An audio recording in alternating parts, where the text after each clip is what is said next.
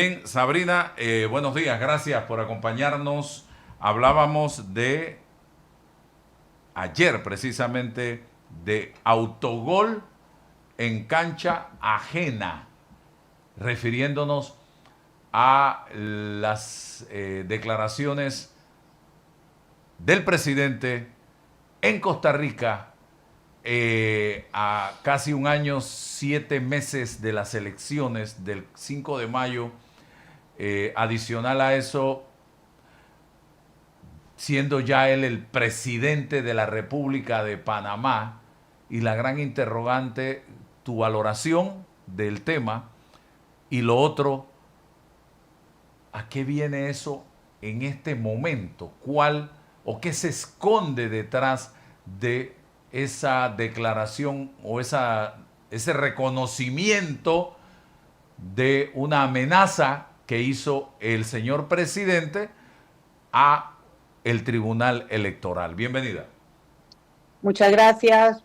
Buenos días, Lisbeika, y a Buen tu día. querida audiencia. Lo que quise hacer con esta columna, porque yo ya había escrito varios tweets y mucha gente se ha manifestado y espero que se siga manifestando y no se deje confundir por cortinas de humo sobre la gravedad de la confesión del presidente José Raúl Mulino. Lo que quise poner en contexto es lo que está pasando en Costa Rica. En Costa Rica están a menos de 3 meses para sus elecciones. Y entonces el presidente de Costa Rica tiene una guerra abierta con el Tribunal Electoral de ese país, porque es esa institución la que ha pedido quitarle la inmunidad para que sea investigado. Y en esta guerra abierta que mantiene el presidente costarricense con su tribunal electoral, llega nuestro presidente, que ellos ya mantienen una amistad o una relación de intercambio de favores, y confiesa, que pienso que fue para él mismo un error descomunal, confiesa que él tuvo que amenazar, dice él, a los magistrados del Tribunal Electoral en Panamá para que no lo dejaran correr.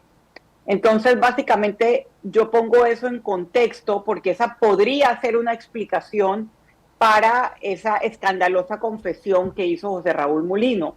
Lo otro que trato de poner en contexto es las fechas, la cronología, porque el presidente Mulino recuerda un viaje que hizo a Costa Rica como candidato, un viaje donde se usó un jet que sigue sus pasos la oposición venezolana, un viaje donde fue acompañado por personas que hoy en día ganan contratos estatales, un viaje misterioso que hizo de ya para allá.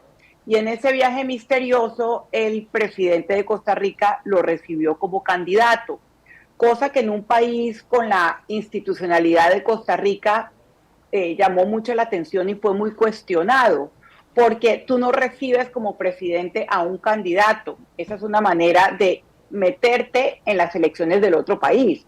Tú esperas a ver quién ganas y recibes al siguiente presidente. Entonces, ese momento, cuando él hace ese viaje tan sospechoso, era el 18 de abril. Ya el Tribunal Electoral se había manifestado, ya había habilitado su candidatura, y en ese momento ya estaba interpuesta la demanda de inconstitucionalidad ante la Corte. Entonces yo me hago la siguiente pregunta: si esa amenaza que él confesó abiertamente haber hecho era también un mensaje a los magistrados de la Corte Suprema de Justicia, porque él también menciona un salvamento de voto de la Corte Suprema de Justicia. Y también llamo la atención de que en este momento se están debatiendo en la Comisión Nacional de Reformas Electorales las reformas electorales que estarán en vigencia el siguiente quinquenio para las próximas elecciones. Y en una jugada que ha pasado agachada, pues los partidos y el Tribunal Electoral han querido normalizar aquello de correr sin un vicepresidente, que fue una de las causas por las cuales se demandó la constitucionalidad de la candidatura de José Raúl Mulino. Yo no soy abogada, yo en ese momento no me metí en ese debate, pero están pasando muchas cosas que tienen que preocuparnos. Primero, yo no veo una reacción, digamos, contundente de parte de los actores involucrados. Hemos visto reacciones de personas individuales, hemos visto tweets, pero por ejemplo no hemos visto una reacción, y esperemos que el próximo año se dé o no, de la Asamblea, no hemos visto un comunicado contundente del Tribunal Electoral, no hemos visto un comunicado de la Corte, y hay muchas cosas que deberían estar pasando. Digo yo en mi columna, si la democracia nos importara tanto o nos uniera tanto como nos une el fútbol.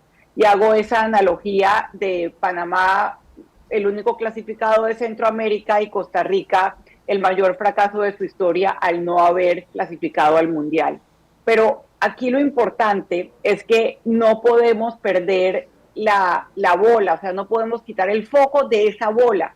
Y esa bola fue una confesión gravísima en términos institucionales y democráticos. El gobierno ha hecho público una declaración jurada donde salen unos chats y una comunicación que hubo para la demanda de inconstitucionalidad. La verdad que eso obviamente está mal. Yo no soy cercana a ninguno de esos actores que estuvieron detrás de esa demanda de inconstitucionalidad, pero esa demanda de inconstitucionalidad no es un delito. Cualquier persona, cualquier abogado puede haber interpuesto una demanda de inconstitucionalidad, porque la candidatura, desde que el Tribunal Electoral la habilitó, generaba muchas dudas y había un debate jurídico, y eso es una realidad. A mí lo que estoy viendo y lo que quiero alertar es que esa es un mecanismo de distracción del gobierno, porque eso, por que se investigue, que esas personas vean y aclaren lo que hicieron o no, pero eso nada tiene que ver con la cosa importante y con la cosa grave, y es que José Raúl Mulino confesó haber amenazado con prender el país si los magistrados del Tribunal Electoral no lo dejaban correr como candidato. Eso es lo grave. Y creo que como hay tantas cosas pasando y tantos millones dando vueltas, como tú relatabas antes, compras de helicópteros por contratación directa que no explican para qué, endeudarnos en 76 millones para comprar unos aviones que no detectan droga, la villa diplomática y un largo etcétera.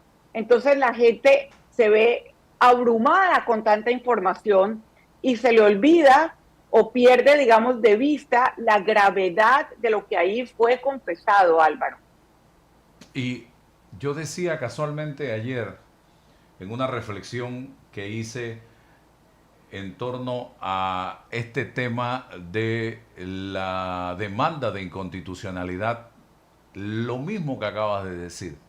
Si nosotros, que nos jactamos supuestamente de vivir en una democracia, cosa que para mí todavía le falta muchísimo, estamos en pamper en materia de democracia, no recurrimos a las instituciones que se han establecido constitucionalmente para dilucidar, para resolver los problemas, ¿qué otro camino nos queda?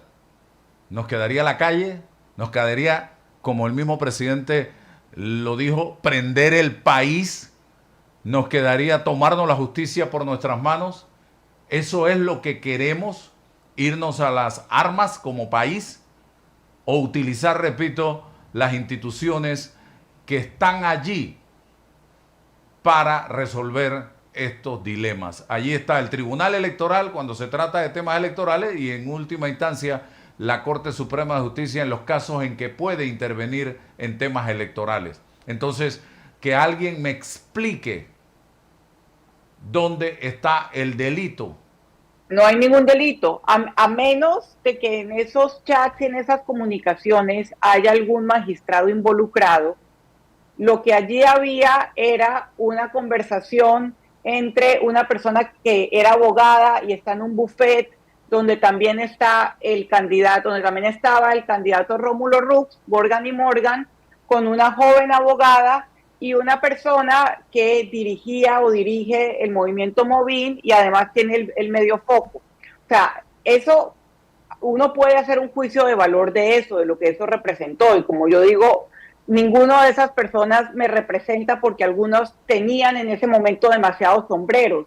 Y uno puede hacer un juicio de valor de si eso estuvo bien, mal, regular, pero no es un delito. No es un delito. Y entonces esta ha sido, digamos, la maniobra de distracción que ha hecho el gobierno de José Raúl Mulino para que se nos olvide lo que realmente está mal y se tiene que investigar. Y es la confesión del presidente de la República de haber amenazado a los magistrados del Tribunal Electoral e incluso de haberlo hecho en un momento donde ya la Corte tenía que tomar una decisión sobre su candidatura. Entonces preguntarnos si esa amenaza también iba dirigida a la Corte Suprema de Justicia. Eso sí es una cosa muy, muy grave de la persona, del más alto funcionario que tenemos hoy en día a cargo del país. Y pregunto yo, eh, ¿el país resiste, Sabrina, seguir 3 años y medio más en esta confrontación, en esta división que tenemos como país, donde yo pienso hoy que estamos más fracturados, más divididos que antes del 5 de mayo cuando se dieron las elecciones, y lleno de un sentimiento de desesperanza, de preocupación a nivel de la población, y yo siento en el presidente algo cercano a odio, a resentimiento cuando habla de estos temas. No se quita o no quita el foco de sí porque Varela, sí porque el gobierno anterior del PRD, sí porque, o sea, ¿cuándo vamos a dejar de gobernar o de guiar este país o de orientar o de avanzar en este país con el espejo retrovisor? Eso es lo otro, eso es lo otro, que constantemente hace referencias al pasado y constantemente hace declaraciones que implican un tono vengativo o visceral o un tono que al final termina dividiendo más a los panameños, sobre todo cuando se le pregunta por cosas muy, muy básicas y muy, muy obvias. Y es que nos explique por qué un país sin ejército necesita gastarse casi 100 millones de dólares en la compra de aeronaves. O sea, eso es algo muy importante hoy en día donde dicen que no hay dinero para las necesidades básicas, que no hay dinero para el agua, que no hay dinero para la salud, que no, o sea, que no hay dinero para las necesidades básicas de los panameños, pero sí hay dinero para una villa diplomática, para un hospital de mascotas. Las mascotas están muy bien, pero yo quiero preguntar si eso verdaderamente es una prioridad. Los aviones de 76 millones de dólares, por favor. ¿Eso es una prioridad en este momento para el país? ¿Él es consciente de la situación económica que están atravesando muchas personas? Y sobre todo con un discurso y un verbo tan agresivo contra cualquiera que cuestione o que no se cuadre inmediatamente con él. Y ese día en Costa Rica también hizo alusión a los grupos económicos que supuestamente no, siempre están detrás de los gobiernos, y él diciendo eso cuando toda la población es testigo de que está rodeado de los grupos económicos y que llegó con los votos de otro magnate económicamente y una figura política muy fuerte, pero que está condenado por lavado de activos, Ricardo Martinelli. Entonces, él nos va a venir a hablar de que es una persona libre de criterio y no llegó hipotecado. ¿Quién le va a creer eso? Si ha tenido un discurso y unas acciones consistentes con perseguir a todo el mundo que no encaje precisamente en esa definición. ¿Qué nos espera si esto sigue 3 años y medio más así como está? Yo no sé, Álvaro, por ejemplo, aquí comentábamos el caso de, se me fue ahorita el nombre del Instituto de Educación del ICFE, lo comentábamos varias veces y parece que nuevamente se van a salir con la suya. ¿Y cuál es el propósito? El propósito es poner a alguien de ellos. Entonces, están tratando o están logrando desarticular o cancelar o quitarle recursos a aquellas pocas instituciones que funcionan bien, que emplean a jóvenes, que le dan una oportunidad de salida de la pobreza a tanta gente, y solamente están pensando en qué, en su supervivencia política, en lo que puede haber detrás de estas compras excesivas y estos gastos excesivos que como no dan una explicación, entonces uno tiende a pensar que hay alguien que está ganando, porque el país no entiendo cómo va a ganar. Entonces es muy, muy complicado el camino que está tomando esto. Yo lo siento muy complicado porque es un gobierno que no está enfocado, a mi parecer, en las necesidades de la gente y que no está leyendo el momento actual económicamente. Y lo que decía yo también, creo que si queremos que estos proyectos que tiene el gobierno, si es que los tiene, porque esa es otra cosa que no sé si realmente los tiene, si no se plantea de una vez por todas un proyecto de unidad nacional, si no se dialoga, si no se suma en vez de restar, si no se multiplica en vez de dividir, esto no va para ningún lado. Esto es un Titanic, simple y sencillamente. Y creo que entramos en diciembre, vamos para un nuevo año con un presupuesto disque de 35.000 millones de dólares, de los cuales al final no sé cuánto se va a poder invertir de ese presupuesto y cuánto va para helicópteros, aviones, armamento. Eso creo que tenemos que buscar la manera de lograrlo, esa unidad, ese diálogo, esa conversación entre todos y que el presidente le baje 2 rayitas a ese estilo que tiene de gobernar hoy en día. Pero creo que él ha desoído todas las recomendaciones en ese sentido, Álvaro. No veo por qué vaya a cambiar su estilo. Lo que me parece que es importante es que en Panamá haya una oposición seria, una oposición constructiva, y por eso hablábamos hace unas semanas del movimiento Vamos, de la coalición Vamos, y de su posibilidad de hacer un ejercicio de oposición desde el órgano legislativo, por ejemplo. Hemos hablado también de la importancia de que el órgano judicial se mantenga independiente de la voluntad del Ejecutivo. Y hemos visto cada vez más decisiones de ese órgano judicial que se alinean con el Ejecutivo en el sentido de que han sido sobreseídos o han salido de procesos muchas personas que son cercanas al señor presidente o que son cercanas a los funcionarios actualmente en el poder. Entonces estamos viendo cada vez más este esquema que él tanto criticó y del que tanto se victimizó en la campaña política de persecución política. Yo lo estoy viendo clarísimo en muchas acciones y en muchas reacciones, y me preocupa mucho porque esa es una manera de que simplemente una persona que no tiene el respaldo popular, según las encuestas, básicamente gaste en lo que a él piensa que le conviene o a alguien más le conviene sin rendir cuentas, y que no haya, digamos, independencia de los órganos del Estado. Estamos viendo también esto en la Contraloría, un Contralor que tiene superpoderes y que empieza a cautelar bienes, pero que el Ministerio Público no tiene abiertos procesos contra esos exfuncionarios como José Gabriel Carrizo, al que le están cautelando los bienes. Yo y muchos panameños queremos ver a José Gabriel Carrizo y a muchas otras personas del pasado gobierno, el Contralor Gerardo Solís, por ejemplo, rendir cuentas ante la justicia.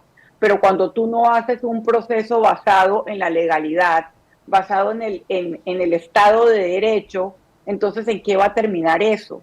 Eso al final, ¿qué va a hacer? ¿Va a ser un show político? ¿Por qué lo están haciendo mal? Si saben que hay que hacer las cosas bien para que haya justicia.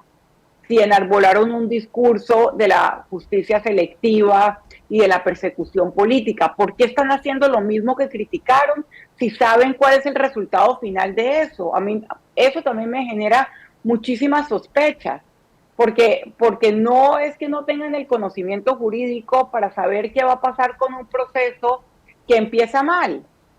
Y entonces uno tiene que pensar mal porque las acciones las están haciendo al revés. Por ejemplo, hace unas semanas que el presidente decía que no, que la ley de extinción de dominio no le gustaba porque se prestaba para persecución política.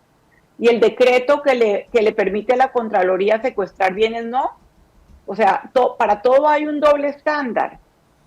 Y realmente lo que queremos es una verdadera institucionalidad, una verdadera república donde cada uno de los poderes y cada uno de los órganos cumpla independientemente con su función.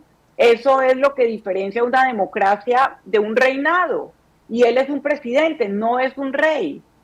Y no estamos viendo, digamos, una conciencia de eso porque tiene esta maquinaria de propaganda, tiene, y lo hemos vivido tú y yo, esta cantidad de cuentas pagadas de personas, digamos, al servicio de la narrativa del presidente y empiezan a atacar, a disparar, a interponer recursos judiciales, todas estas acciones destinadas a que no se sepa la verdad y a que la gente se quede callada.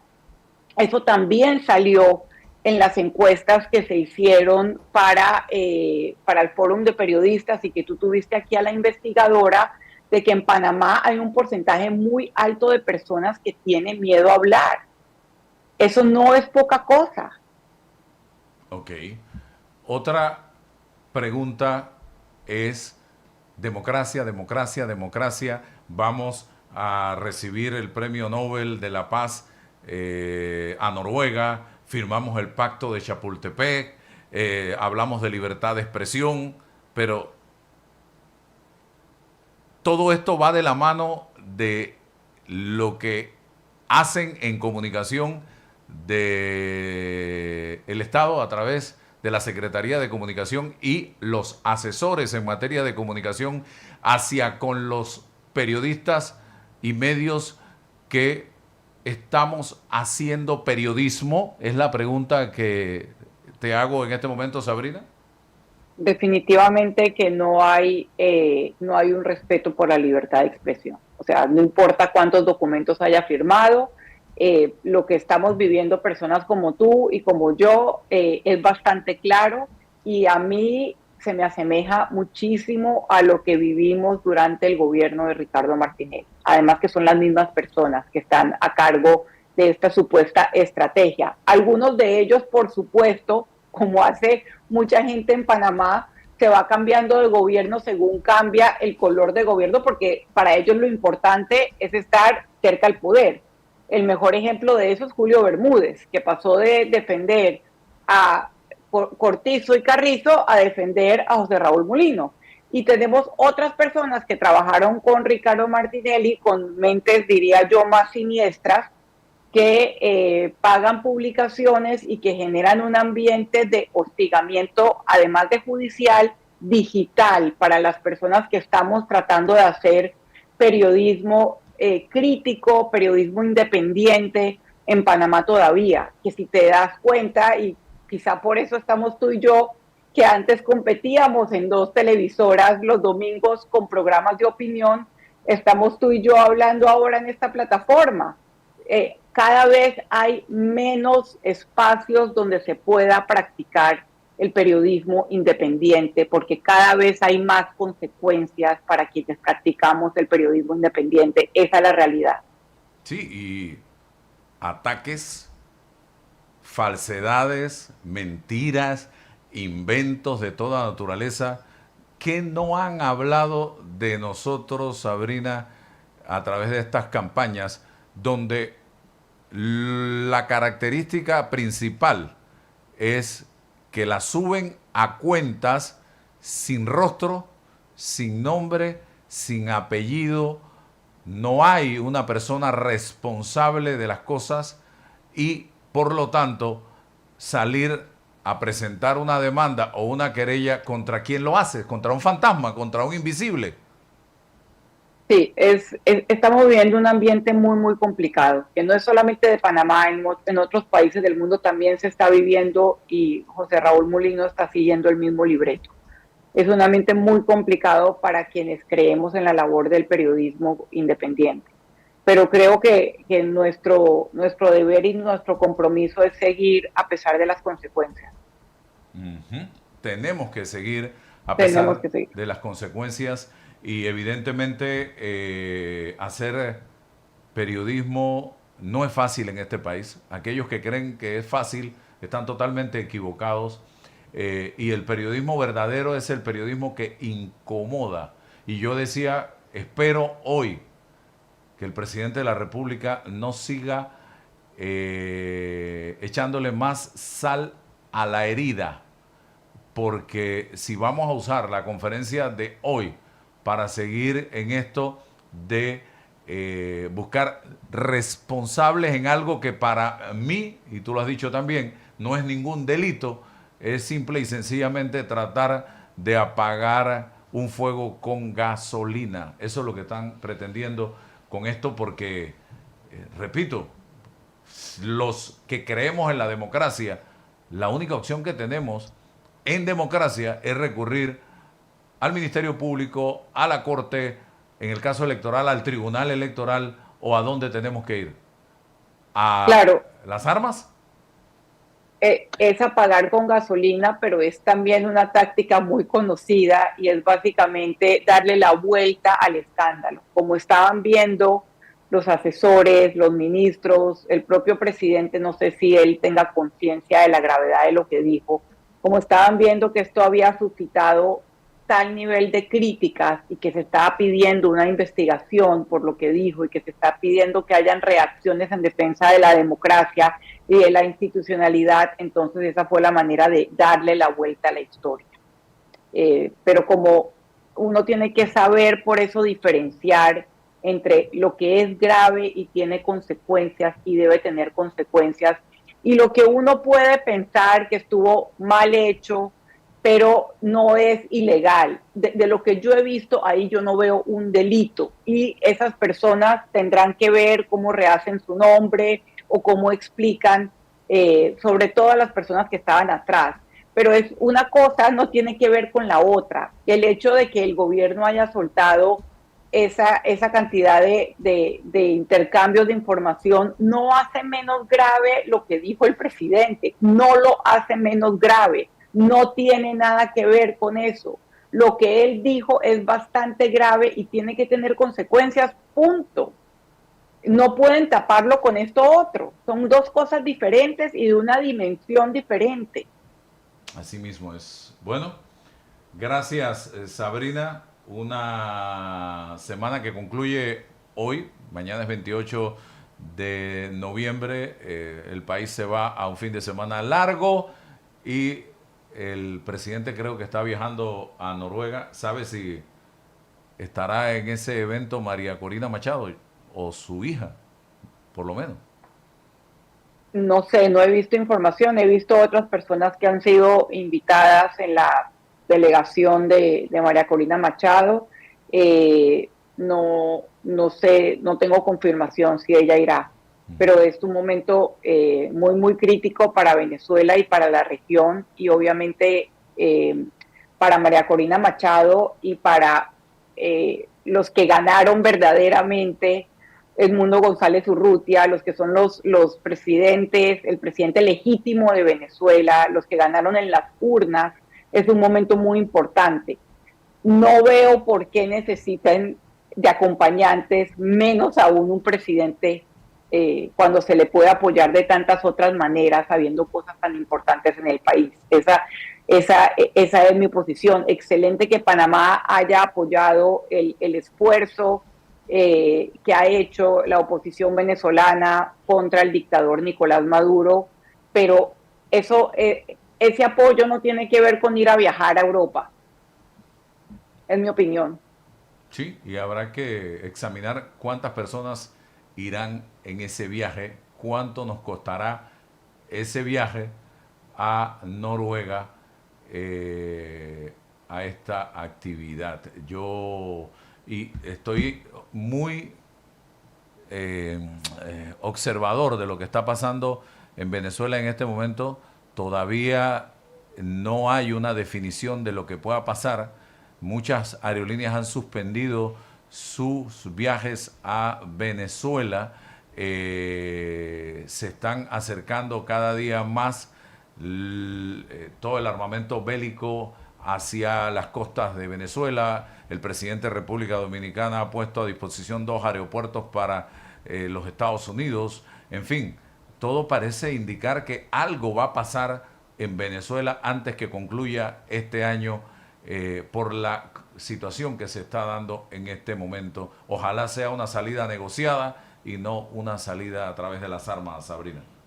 Absolutamente. También se está hablando de una salida negociada y eso sería, esa ha sido la tendencia o digamos la estrategia de Trump, mostrar primero su fuerza para tener capacidad de negociación o para tener aún más superioridad en la negociación y llegar a una salida negociada. Yo no creo que esta esta es una situación para resolverse definitivamente con una guerra.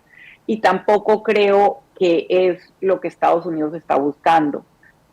Por eso esas comparaciones que han hecho con el 89 en la invasión a Panamá a mí no me parecen apropiadas. Me parece apropiado la comparación que se ha hecho en el tema de señalarlos de ser personas ligadas al narcotráfico, pero más allá de eso, digamos, más allá de la coartada o de la justificación, estamos en otro momento de la historia y yo no vería una intervención, digamos, en la tierra como una posibilidad. Creo que es una manera de mostrar fuerza, es lo que creo que una de las armas o de los mecanismos que utiliza Donald Trump es que la gente no sepa lo que viene, lo impredecible que es, y eso hace que la gente actúe, digamos, más rápido para tratar de complacerlo porque temen las consecuencias, porque puede ser cualquier cosa, pero la lógica y los análisis indican